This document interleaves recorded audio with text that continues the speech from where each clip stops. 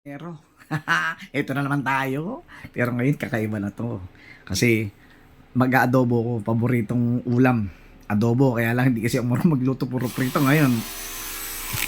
Kakaiba tayo ngayon, ha? Kakaiba. Mag-adobo tayo. Pero pakukuluan ko muna to manok. Pakuluan ko muna siya. Para siya'y malembot. Pagka malembot na siya, saka ko lagyan ng toyo, suka, at saka ano. Hindi ko nalagyan ng paminta kasi ayaw ng anak ko eh. Toyo, suka, tas konting asukal para may tamis lang. Antayin na natin kumulo siya. Okay? Ayan, kumukulong bango. Grabe. Ngayon, lalagyan na natin siya ng tawag ito, suka at saka toyo, at konting asukal. Ayan, kumulo na.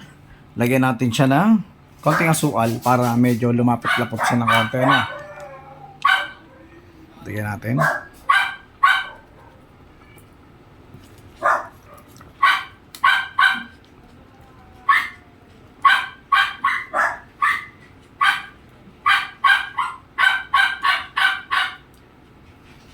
Meron na siyang paminta pero hindi siya buo. Durog siya, nilagay ko to. Pag nakita kasi ng bunso ko yan, ayaw niya yan eh, yung buo. Kaya antayin natin siya. Alam, bango na. Grabe. Antayin natin siya maluto. Mga kakusinero. At lala.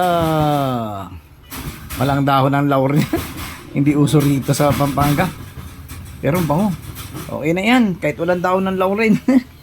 Pero tingnan mo naman, no? Namit good. Tara, patayin na natin. Patayin na natin. Hindi na yan. Okay.